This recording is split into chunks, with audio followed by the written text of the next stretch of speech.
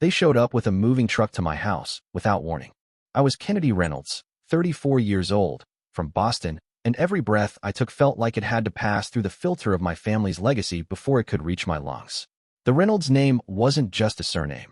It was a brand, a dynasty wrapped in tailored suits, alumni dinners, and a polished lineage of ivy-covered diplomas and boardroom conquests. My father, Thomas Reynolds, had turned our last name into a key that unlocked every exclusive door in the Northeast. And my brother Ryan? He was the chosen one, the embodiment of that perfect, gilded mold. Harvard Law, Rhodes Scholar, handshakes that meant deals, and a smile that could condescend without even curling. I, on the other hand, had the gall to be different. From the beginning, I was the Reynolds that didn't quite fit into the monogrammed boxes they built for us.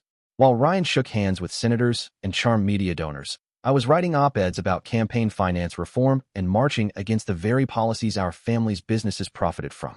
My parents didn't even pretend to understand. They smiled tightly in family portraits, kept me off the donor plaques, and called my politics idealistic in public and embarrassing in private. My mother's disappointment wasn't loud. It was cold, clinical, and embedded in every "I'm just concerned" she ever uttered. My father didn't waste words. A single disapproving glance from him could erase months of my confidence. I tried, I tried, to live up to the myth. I interned at the firms he pulled strings at, dressed the part, played the game. But inside, I was suffocating. Every networking dinner felt like a hostage situation. Every boardroom a mausoleum of ambition. So I broke away. Not loudly. Not in a blaze of rebellion. I just stopped showing up. I traded in the pencil skirts and pumps for jeans and boots, joined a nonprofit that didn't know my last name and didn't care, and rented a one-bedroom apartment with a broken radiator and peeling paint, but my name alone on the lease. It was the first thing that felt like mine. Still, the shadow lingered. My phone would light up with messages about family events, RSVP'd on my behalf. Thanksgiving plans I wasn't consulted on. Campaign strategies I was expected to fall in line with, even when every part of me screamed in protest. And Ryan, he'd call sometimes, usually when he needed optics. "We need a photo of you at the fundraiser," he'd say, always with that tone like he was doing me a favor. The golden boy never begged, but he knew how to manipulate. "It'll mean a lot to Dad," he'd say, knowing exactly where to stick the knife. Every room I walked into with my last name carried the weight of 1,000 expectations I never agreed to. At dinners, my ideas were met with silence or smug derision. "Kennedy, not everything can be solved by passion," my father once said, swirling his scotch like it held all the answers. When I finally snapped and called him out, it wasn't the yelling that hurt. It was the way he leaned back, looked at me like I was a stranger, and said, "You'll grow out of this." But I didn't. I grew into it. And now, at 34, I don't flinch when they call me radical. I don't smile through condescension. I sit at their table, if I sit at all, with my back straight and my voice steady. I've learned how to fight without raising my voice, how to refuse without explaining. Because I know who I am. And for once, that's not a disappointment. It's defiance. It started with a school project. Sophomore year, honors environmental science.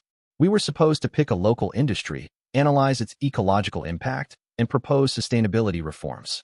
Everyone else went the easy route: solar farms, water conservation, maybe a plastic straw ban at the school cafeteria. But I, in a moment of misguided idealism, chose Reynolds Consolidated Holdings, my own family's empire. Specifically, the subsidiary they kept tucked quietly in their portfolio, Reynolds Materials Group, a mining and chemical processing outfit buried under shell companies and PR spin. I figured if I was going to write something honest, I might as well start with what I knew, or thought I knew.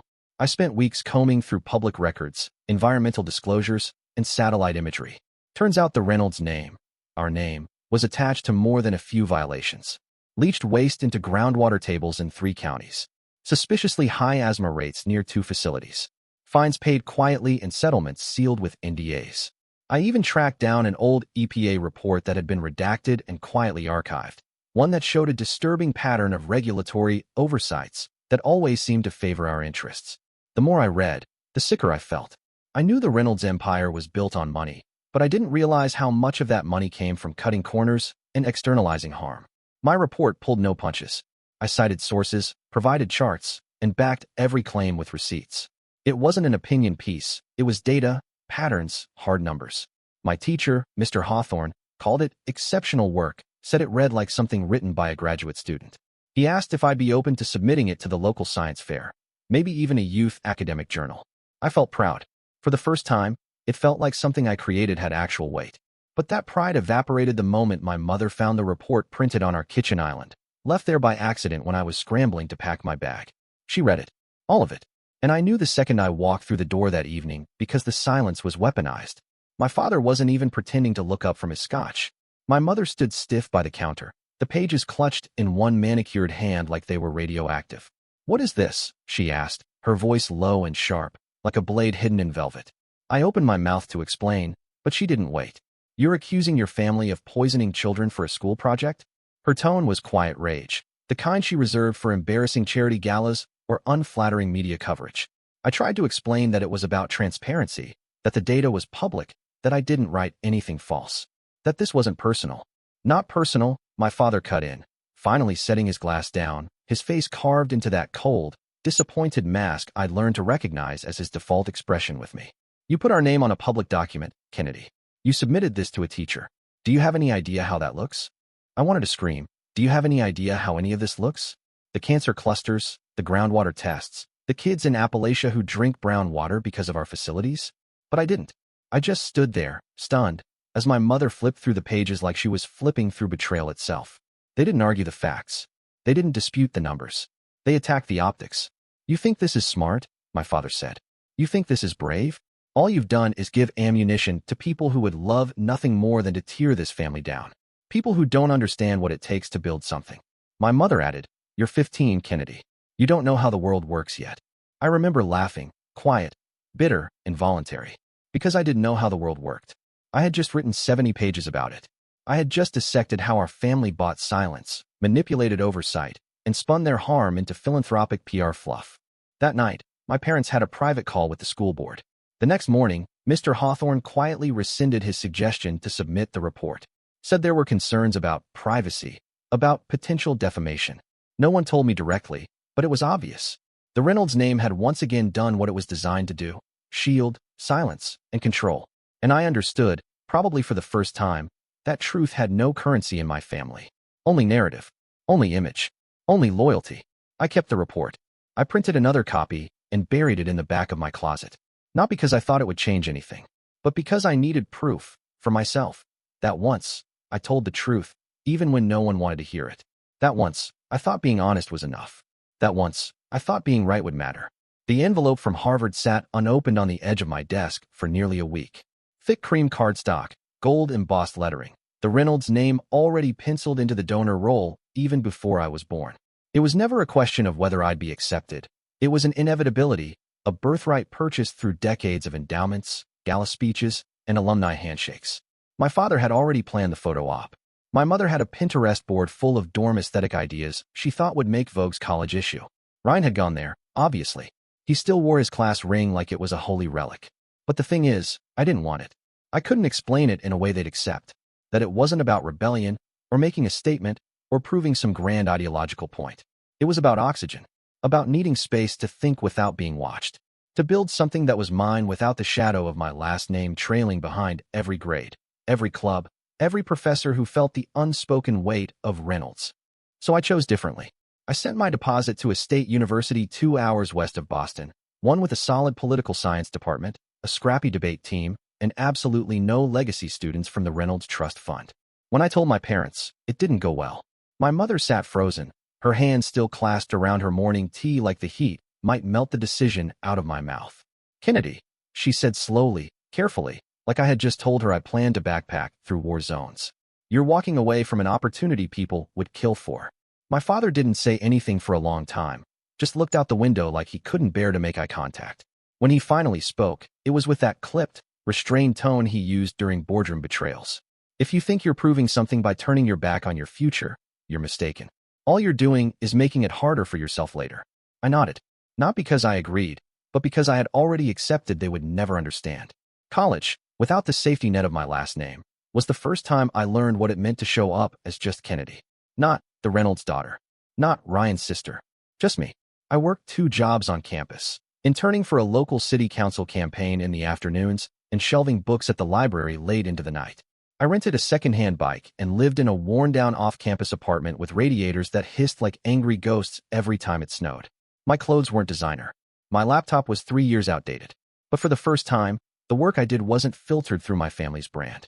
It was mine. Campaign work lit something in me I didn't know I was missing. Not the polished, posturing politics of my family's dinner parties, but the messy, grassroots kind. Clipboards on doorsteps, sweaty town hall meetings, volunteers who brought leftover pizza because the campaign couldn't afford catering. I started small, knocking doors, answering phones, writing position briefs that no one read until suddenly they did. I became the go-to for drafting platform language, the one who could translate policy into sentences real people could understand.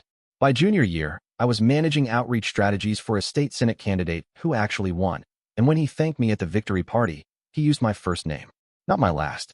I'll never forget the feeling of standing in that overcrowded VFW hall, surrounded by people who had worked just as hard as I had, holding plastic cups of cheap champagne and hugging each other like we'd just moved a mountain. No silk dresses, no photographers, no gala chandeliers, just the stubborn satisfaction of knowing that what we'd done mattered. That our ideas, however idealistic or clumsy or raw, had broken through. Back home, I could still feel the disapproval. My mother would forward articles about proper pathways for young women in politics. My father stopped asking about school altogether. When Ryan visited during spring break, he made a point to mention how many Harvard alums were now congressional aides, how internships on the Hill were easier when you came from the right pool. I smiled, nodded, let him talk, because I knew I was building something better. Not flashier, not easier, but honest. And it was enough. Holiday dinners at the Reynolds estate became a masterclass in passive aggression. All silver cutlery, bone china, and silence sharpened to a weapon. My mother still insisted on seating arrangements, still used gold place cards, as if that could force some sense of decorum into our conversations, but there was no real pretense left. I was the one they humored, the one they tolerated, like a former piano prodigy who'd quit the stage for open mic nights and dive bars. My seat at the table was permanent only in the way tax write-offs were. It always started the same way. My father would ask Ryan about his latest fundraiser, and Ryan would obligingly rattle off numbers like they were scripture. $2 million in the last quarter, most from new corporate donors, he'd say, swirling wine in a glass that probably cost more than my monthly rent. My mother would beam, her manicured fingers tightening around her stemware just slightly, like she was holding in the urge to clap. Then they'd turn to me, slowly, deliberately. So, my father would say, not even attempting subtlety anymore, how's the, what do you call it, community engagement work? He always said it like a man testing the word in his mouth, like it might stain his teeth. Still organizing things. Before I could even speak, my mother would cut in with her trademark smirk. Kennedy's been very involved, she'd say with a tilt of her head that made her diamond earrings flash. It's her little passion project. A hobby, really. Isn't that right, sweetheart? I learned not to react. Not because I didn't feel it, but because showing them pain was like bleeding into shark-infested water. I'd nod, take a sip of whatever wine I'd pretended to enjoy, and let the wave of condescension roll over me. They called it wandering, what I did. My campaign work, my research on voting rights reform, the community housing initiatives I threw every spare hour into. They called it all a detour. A phase. She'll come back around. My father said once at Christmas, right in front of extended family. She's just figuring herself out. One day she'll be ready for real work. Real work. As if spreadsheets filled with donor logistics were more valuable than fighting to keep low-income families in their homes.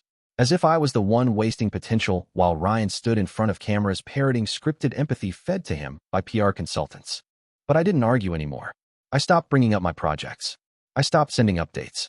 I stopped trying to justify my choices to people who had already decided they were wrong.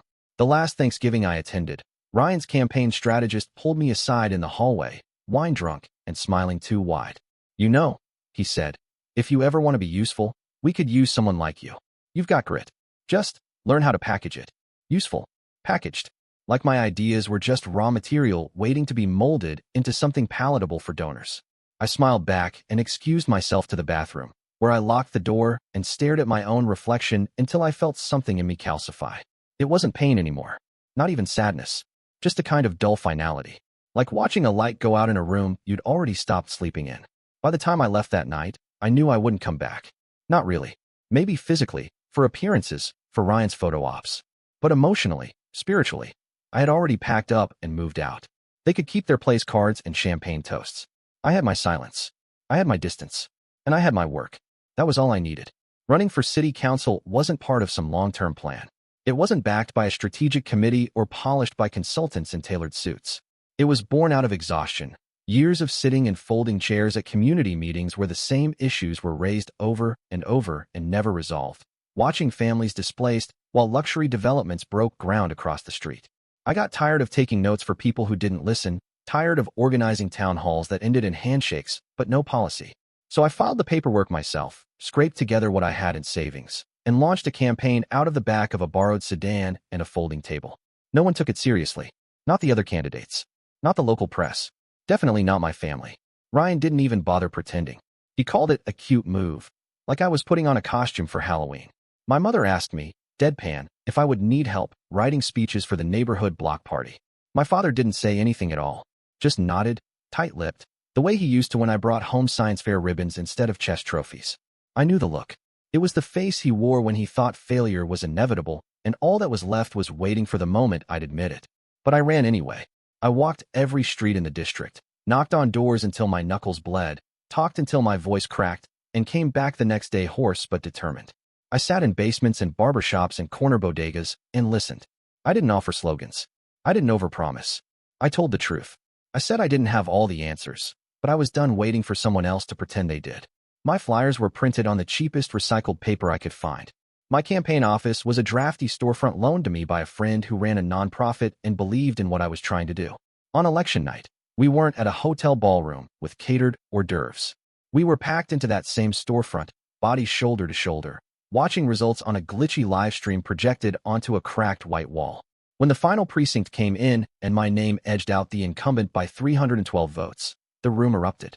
People screamed, cried, hugged me like I'd just rewritten the rules of physics. I stood there, blinking, trying to let it sink in. I had won. Me. Not because of money, not because of favors, but because I'd outworked everyone else and told the damn truth. I called my parents that night, even though I already knew how it would go. My mother answered, her voice clipped and formal like I was a reporter. We saw the news, she said. Not congratulations. Not we're proud of you.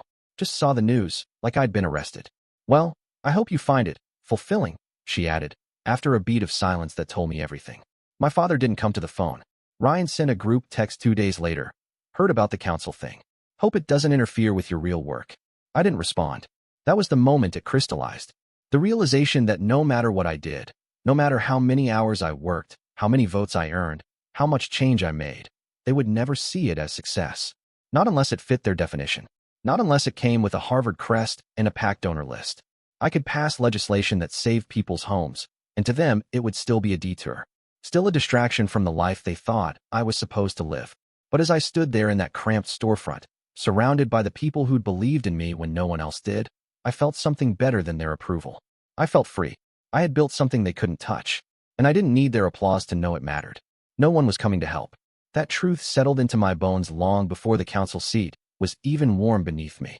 The city was full of people who had mastered the art of pretending to care. Handshakes that meant nothing, smiles designed for campaign mailers, promises wrapped in legalese so tight they could never be held accountable. I didn't have a donor machine. I didn't have consultants whispering in my ear about optics or polling numbers. I had an inbox full of residents asking if the trash would be picked up on time, if the mold in their public housing units would be removed before their kids got sick again. So I started building something of my own. Quietly, from the ground up.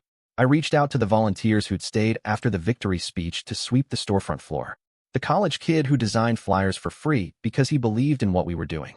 The retired teacher who brought coffee to canvassers and memorized every line of our tenant protection policy like it was gospel. People who didn't care about titles, only results. We met in borrowed spaces and basements that smelled like old dust and fresh ideas. We didn't have power, but we had purpose. That's when I met Logan. He showed up to one of our first planning sessions in a wrinkled button-down and muddy boots, fresh from an outreach shift at the neighborhood clinic. I barely noticed him at first, buried under housing grant applications and the latest budget revisions from City Hall.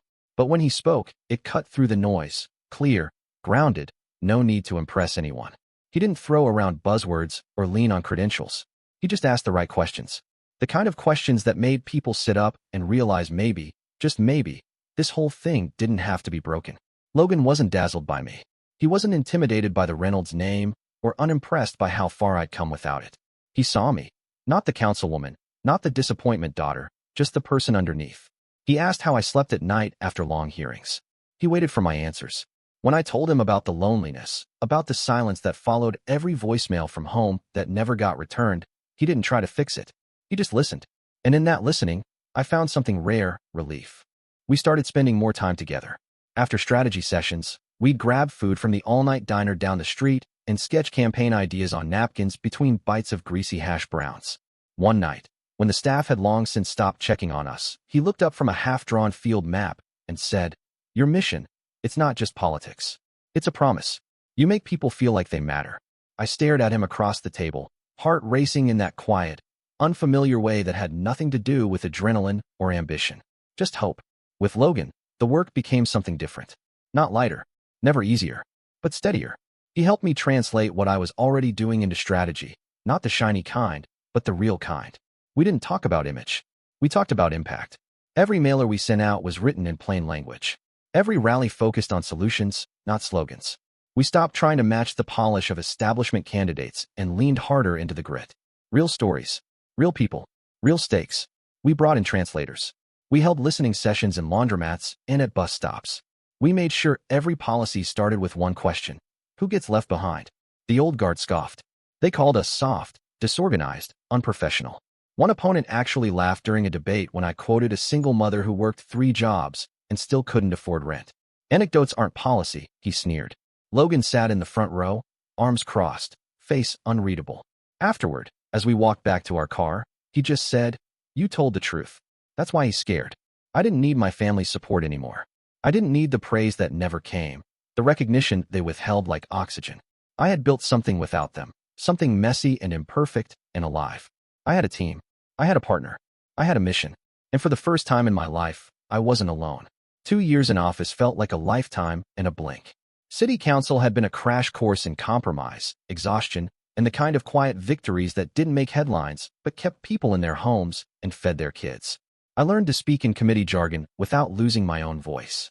I fought to push bills through subcommittees that no one outside City Hall cared about. I stopped hoping for applause and started measuring success in closed potholes and eviction deferrals. So when the state party chair called and asked if I'd consider running for Senate, I didn't laugh or flinch. I just listened. The district was swing, vulnerable, historically overlooked, but winnable, barely. They told me I had what it took: name recognition, a track record, grassroots support that couldn't be faked. What they didn't say, but what I already knew, was that I wouldn't have the safety net most candidates did.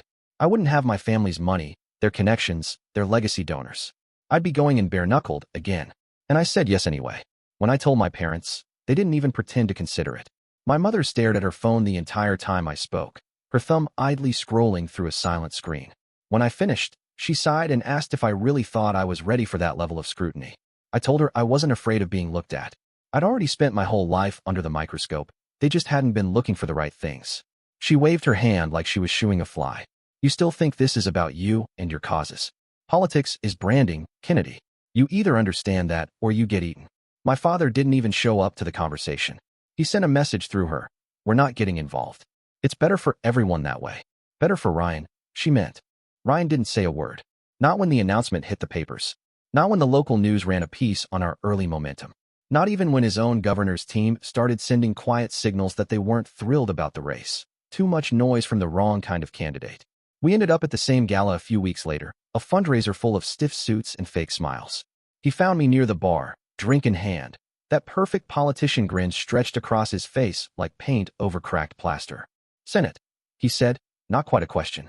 His tone flat, unreadable. "Ambitious." I nodded, met his eyes without blinking. "Effective." He didn't flinch, but something in his jaw tightened.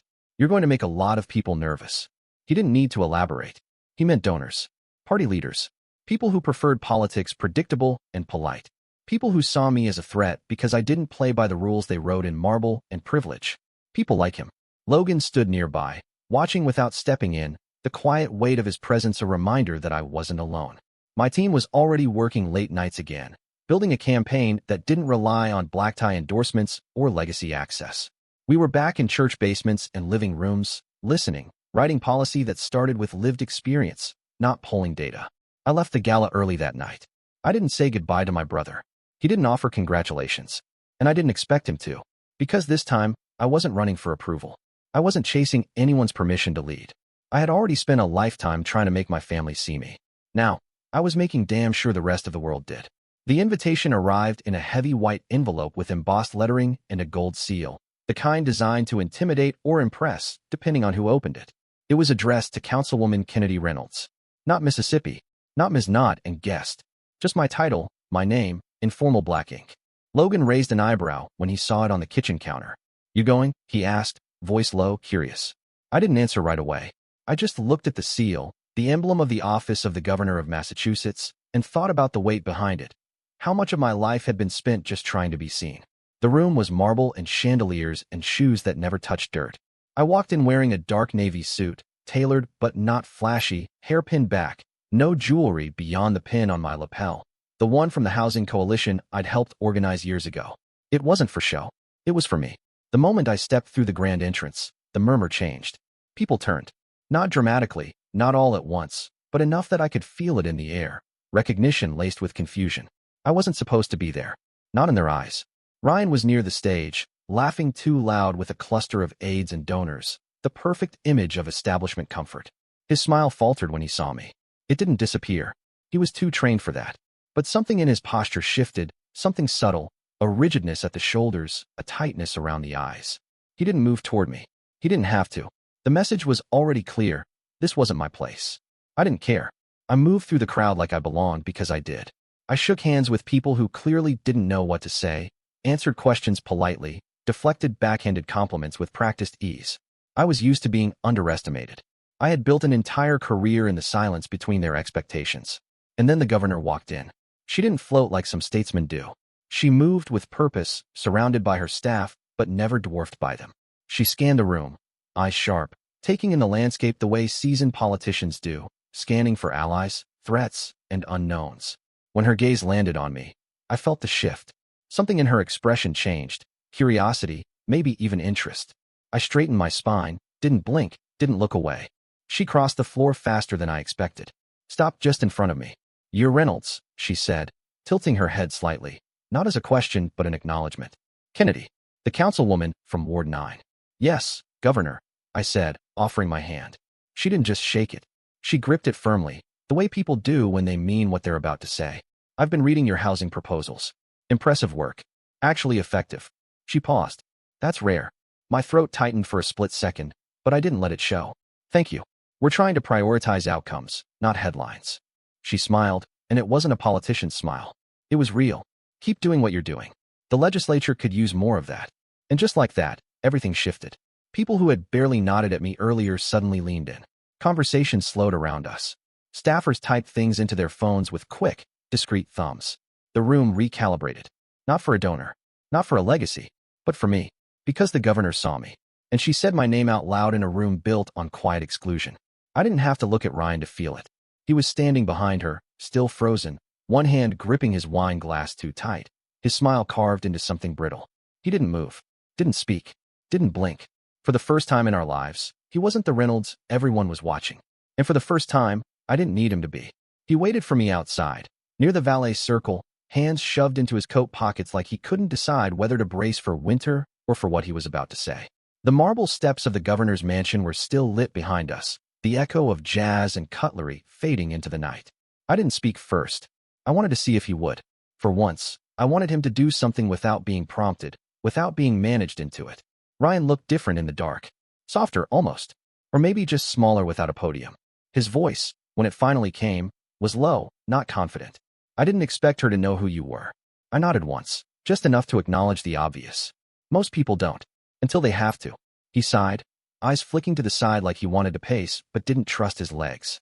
"Kennedy," he stopped. Swallowed. "There's no excuse for what I've done, or what I didn't do, but I need to say it anyway." I didn't move, didn't encourage him, just let the air stretch between us.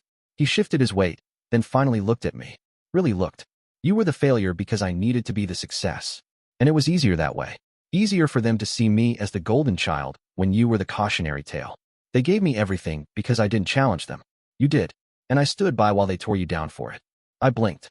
Not because I was surprised, but because hearing him say it, out loud, without spin, hid in a place I thought had gone numb. "I watched you come home from college breaks with bags under your eyes and fire in your voice, and they called it childish. I watched you win that council seat, and they called it a fluke. I said nothing because it helped me. Because being the son they were proud of was easier than being the brother who defended you. He paused, voice rough now.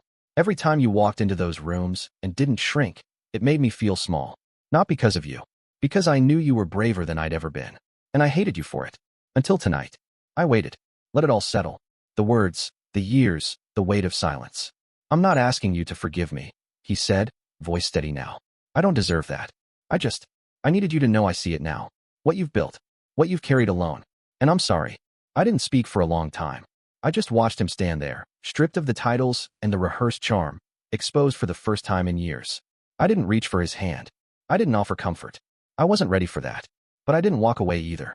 I listened. And for now, that was enough. The chamber was colder than I expected. Polished wood, rows of pressed suits, the smell of fresh paper and old ambition clinging to the air like cologne. I stood at the front, one hand raised, the other resting lightly on the Constitution, my name echoing off the walls not because someone had said it loudly, but because the weight of it finally meant something. Kennedy Reynolds, sworn in as a United States Senator. No fanfare from the people who once branded me an embarrassment. No congratulatory call from my father. No floral arrangement from my mother. Just silence. Calculated, deliberate. Their final attempt to control the narrative by pretending it didn't exist. But they didn't matter anymore. Not because the victory erased the pain. Not because the title filled the space they'd left hollow. But because I no longer needed anything from them. Not their approval. Not their pride. Not even their recognition. I'd spent a lifetime trying to carve space in their image, only to realize I was never meant to fit inside it. So I stopped trying. As I lowered my hand and stepped back from the podium, a memory rose up so suddenly it almost took my breath, the sound of my grandmother's voice, quiet and steady as a stone. Be brave enough to be different. She had whispered it once, long ago, when I was still young enough to believe that love and loyalty were always the same thing. She was the only one who saw me clearly before I even knew who I was. That day, I didn't wear any of the heirloom jewelry tucked away in velvet-lined drawers. I wore a small silver pin in the shape of a compass, a gift from a housing advocate we'd helped keep in his apartment when everyone else had walked away. It wasn't expensive. It wasn't historic. But it reminded me who I answered to, and who I didn't. The applause was polite, formal, expected. I nodded once, found Logan's eyes in the crowd, steady, proud, grounding. My staff clapped too, exhausted and elated, the way only true believers do when they've built something from nothing and finally seen it stand on its own. And for the first time in my life, I wasn't performing. I wasn't explaining. I wasn't asking permission. I was free, not just from the weight of the Reynolds name, not just from the rooms that had tried to shrink me, but from the part of myself that had waited, quietly, foolishly, for someone else to say, "You've done enough." I had written my story without their ink, and the world had read it anyway.